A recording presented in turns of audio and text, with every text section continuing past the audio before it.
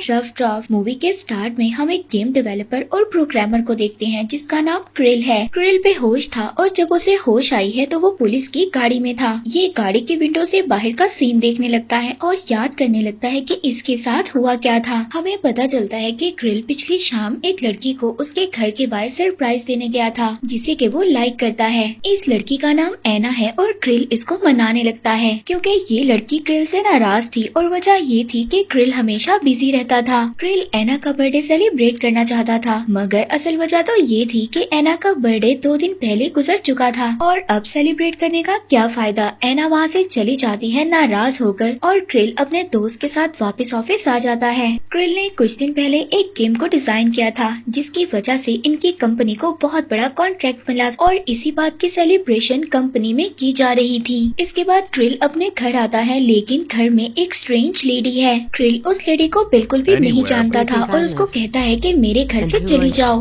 मगर ये लेडी कहती है कि ये घर तो मेरा है मगर असल में ये घर तो क्रिल का था। इन दोनों के दरमियान आर्ग्यूमेंट स्टार्ट हो जाता है और इसके बाद वहाँ पर पुलिस को बुलाया जाता है। क्रिल का घर तो बदल चुका था और साथ ही साथ क्रिल के जो नेबर्स थे वो भी क्रिल को नहीं पहचान पा रहे थे। एंड में ये लेडी अपना नाम रैना बताते हुए घर के सारे कागजात दिखाती है और अब क्रिल घर से बाहर आ गया था। इसको कुछ भी समझ नहीं आ रही थी कि आखिर इसके साथ हो क्या रहा है। हैरानी और परेशानी की वजह से अब ये अपने फ्रेंड के पास आ जाता है और इंटरनेट से अपने घर के पेपर्स निकालने लगता है। अब ये सभी पेपर्स का प्रिंट लेने के बाद अगले दिन ये नेशनल कॉर्पोरेशन में जाता है इन सब चीजों का प्रूफ लेकर। ये प्रूफ करने के लिए ये घर उसका अपना है मगर वहाँ पर जाकर तो इसको और भी ज्यादा शॉक्ड होना पड़ता है क्योंकि इसके नाम का डेटाबेस तो ऑफिस में मौजूद ही नहीं था। और अब प्रूफ लेने के लिए ये ऑफिस में भी जाता है मगर ऑफिस में भी क्रिल को कोई भी नहीं पहचानता। सब लोग ऐसा स्ट्रेंज बिहेव कर रहे थे कि जैसे क्रिल कभी पहले इस शहर में ही ना आया हो। क्रिल ऑफिस में बहुत ज्यादा हंगामा क्रिएट करता है, सबको अपनी पहचान करवाता है। वो कहता है कि कैसे हो सकता है कि तुम लोग मुझे पहचान ही नहीं रहे। क्रिल सोचता है कि शायद ये सब कुछ इसके फ्रेंड ने किया हो मगर इसके फ्रेंड ने भी ऐसा कुछ नहीं किया था। और अब क्रिल अपने पेरेंट्स के पास जाता है मगर इसके पेरेंट्स भी मुकम्मल तौर पर इसको पहचानने से इनकार कर देते हैं। वो क्रिल से कहते हैं कि इनकी तो पहले कोई औलाद ही नहीं थी। अब गुस्से में क्रिल दोबारा से उसी लेडी रैना के पास जाता है और उससे बहस करने लगता है। उसे कहता है कि ये घर मेरा है। वो लेडी भी इसके साथ बहस कर रही होती है और एंड में हम बहुत ही हैरानी वाला सीन देखते हैं। रैना यहाँ पर क्रिल से चाकू लेकर अपने पेट में खुद ही मार लेती है। और अब मूवी के प्रेजेंट सीन में आते हैं जहाँ पर क्रिल को पुलिस ने पकड़ा हुआ है और यही वजह थी कि क्रिल को पुलिस ने रैना की डेथ की वजह से पकड़ा हुआ था।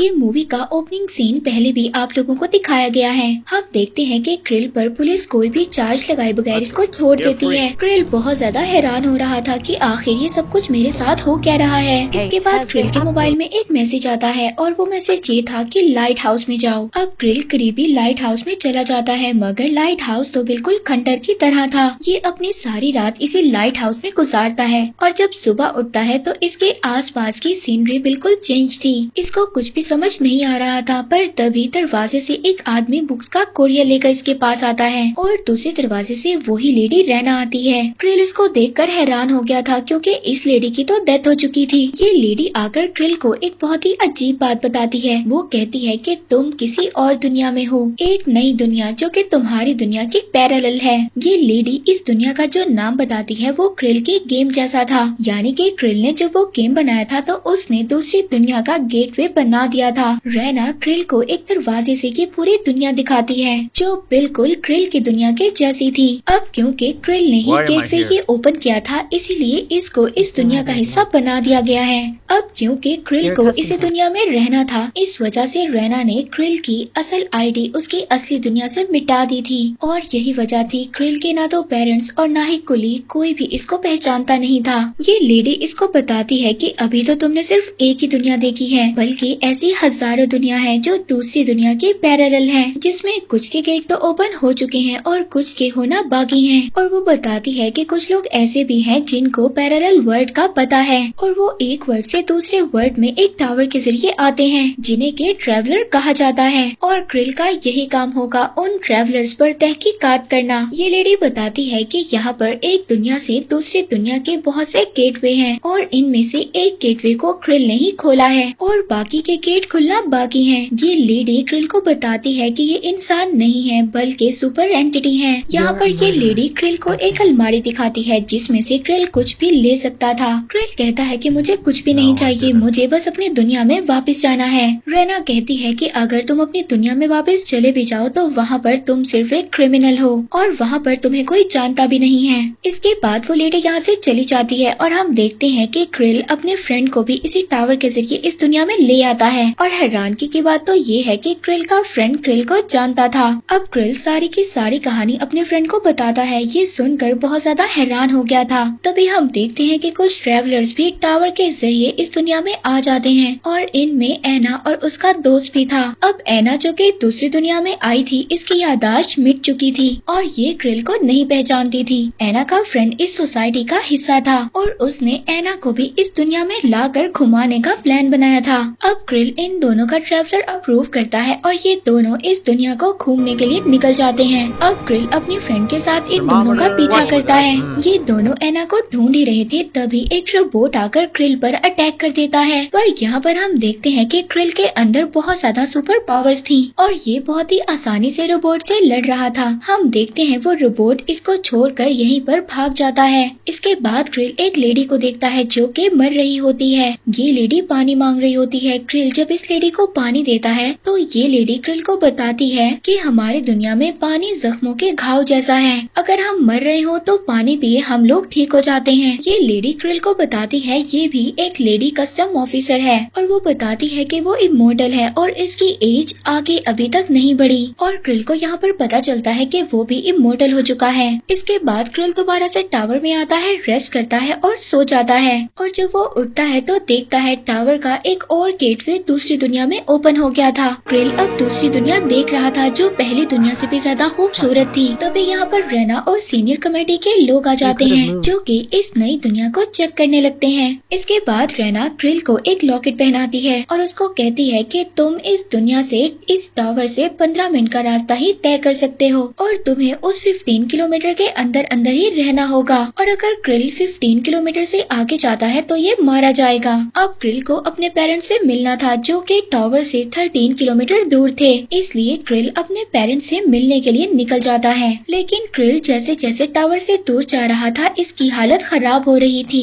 इसकी बॉडी ट्रांसपेरेंट होती जा रही थी। इसको पानी की जरूरत थी पर तभी ट्रेन में एक आदमी इसको पानी पिलाता है और इसकी हालत ठीक हो जाती है। इसके बाद ही अपने पेरेंट्स से मिलने के लिए घर पहुंच जाता है। क्रिल के फादर एक प्रोफेसर थे। ये काफी ज्यादा टाइम अपने पेरेंट्स के साथ गुजारता है। अब अपने पेरेंट्स के साथ वक्त गुजारने के बाद ही वापस टावर में आ जाता है और टावर में अब एना भी आ गई थी अपने फ्रेंड के साथ। एना यहाँ पर वेकेशंस मनाने के लिए आई थी। नेक्स्ट सीन में हम क्रिल को देखते हैं जो एना को ये बात याद दिलवाने की कोशिश करता है कि वो रियल वर्ल्ड में दोनों दोस्त हुआ करते थे। एना को अब कुछ याद तो नहीं था मगर वो क्रिल को लाइक करने लगी थी। हम देखते हैं कि क्रिल एना को एक पार्टी में लेकर आता है। वहाँ पर रेना भी थी मगर रेना को ये बात पसंद नहीं आती क्योंकि रेना भी क्रिल को लाइक करने लगी थी। अब रेना एना को जाकर बताती है कि तुम जिसको पसंद करती हो वो ह्यूमन नहीं है बल्कि एक सुपर ह्यूमन बन चुका है। एक्चुअली में ये पार्टी भी क्रिल के लिए थी क्योंकि क्रिल ने 2 दुनिया के दरवाजे खोल लिए थे। रेना इन सब के बाद फिर रुकती नहीं है। वो एना को किडनैप कर दूसरी दुनिया में भेज देती है। वहाँ पर हम क्रिल को देखते हैं जो एना को ढूंढ रहा था मगर उसको एना नहीं मिल रही थी। वो दोबारा से टावर में आ जाता है। वो एना को कॉल करता है मगर एना कॉल भी पिक नहीं करती। तभी हम देखते हैं कि कमेटी की एक मेंबर क्रिल के पास आती है। कमेटी की ये मेंबर क्रिल को ये टास्क देती है कि तुमने एक रियल वर्ल्ड का दरवाजा खोलना है और वो बताती है कि ये मेन वर्ल्ड ही ओरिजिनल वर्ल्ड है और बाकी सभी वर्ल्ड उसकी कॉपी हैं। और वो ये भी बताती है कि ये एक परफेक्ट वर्ल्ड है। यहाँ पर कभी कोई लड़ाई नहीं हुई, कभी कोई बीमारी नहीं फैली। वहाँ के लोग खुशहाल जिंदगी गुजारते हैं, एक दूसरे से प्यार करते हैं, एक दूसरे की इज्जत करते हैं। कमेटी की ये मेंबर क्रिल को ये टास्क इसलिए दे रही थी ताकि ये लोग भी उस दुनिया से सीखें कि उन लोगों ने कैसे अपनी दुनिया को परफेक्ट बना लिया है। क्रिल अब उस लेडी का ये मिशन एक्सेप्ट तो कर लेता है और साथ साथ एना के लिए भी बहुत ज्यादा परेशान होता है। हम देखते हैं कि ये एना के घर को लोकेट करता है और वहाँ पर जाने के लिए तैयार हो जाता है। एना का घर बहुत ज्यादा दूर था। तभी हम देखते हैं कि क्रिल की हालत रास्ते में बहुत ज्यादा खराब हो जाती है मगर कैसे कैसे कर कर वो बर्फ खाकर अपनी हालत को ठीक करता है। यहाँ पर क्रिल को एना तो नहीं मिली थी। ये वापस टावर में आ जाता है। नेक्स्ट डे क्रिल जब टावर में उठता है तो वो नया नया गेटवे ओपन हुआ देखता है। ये नई दुनिया बहुत ज्यादा अजीब थी। यहाँ के लोग बहुत बुरी हालत में थे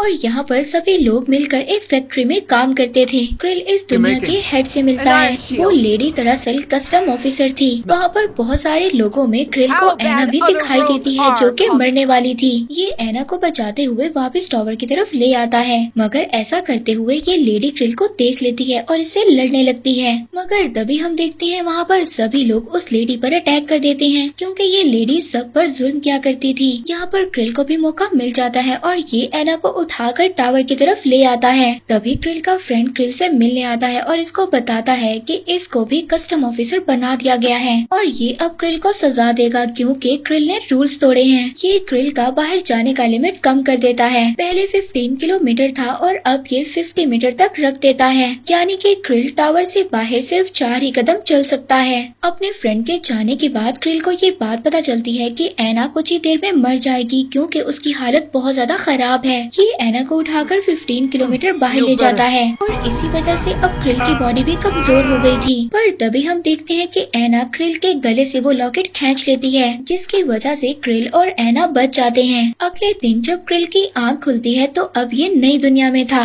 ये दुनिया बहुत ज्यादा प्यारी और एडवांस थी। यहाँ की टेक्नोलॉजी बहुत ज्यादा आगे की थी। क्रिल यहाँ पर इस दुनिया के कस्टम ऑफिसर से मिलता है जो कि इसे इस दुनिया के बारे में सारी इन्फो देता है। पता चलती है कि यही मेन वर्ड है जिसको खोलने का कमेटी की मेंबर ने कहा था। ये ऑफिसर बताता है कि इसी वर्ड ने बाकी सारे वर्ड्स को बनाया है। इन्होंने बाकी वर्ड्स को इस वर्ड से 10-11 साल आगे रखा था ताकि इन लोगों को पता चल जाए कि फ्यूचर में क्या होने वाला है। अगर किसी मुल्क में लड़ाई या फिर कोई बीमारी या फिर कोई जंग होने वाली है तो ये उनकी गलतियों से सीख सकें। यहाँ के लोग पैरेलल वर्ल्ड की गलतियों को सीख कर खुद को एडवांस करते रहे, यानी कि अगर किसी पैरेलल वर्ल्ड में लड़ाई हुई है तो ये लोग उस लड़ाई को अवॉइड करते थे और साथ ही किसी और वर्ल्ड में कुछ और डिस्कवर हुआ है और या फिर कुछ इन्वेंट हुआ है तो ये लोग सारा डाटा अपने वर्ल्ड में ले लेते थे और उसे और ज्यादा एडवांस कर लेते थे। और ये सब सुनकर क्रिल को बहुत ज्यादा बुरा लग रहा था कि इसकी दुनिया असल दुनिया ही नहीं थी, इसकी दुनिया तो कोई और है।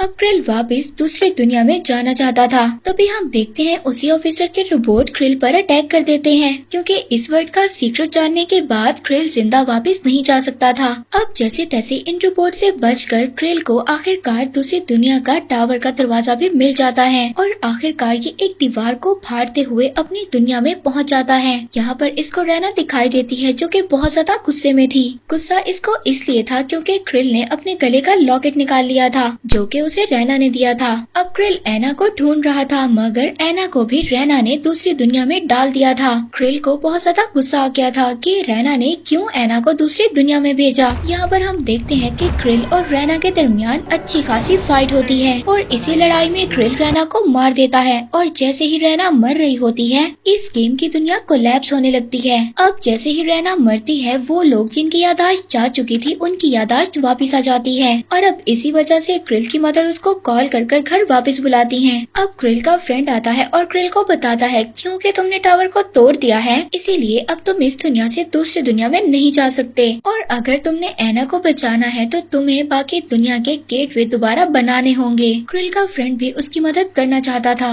और अब ये दोनों मिलकर दूसरी दुनिया के गेटवे बनाने की खोज में लग जाते हैं। वहीं पर हम फायर ब्रिगेड को देखते हैं जो टावर की आग बुझाने के लिए पानी मारने लगते हैं और इसी पानी की वजह से एंड में रैना दोबारा जिंदा हो जाती है और यहीं पर ये मूवी एंड हो जाती है।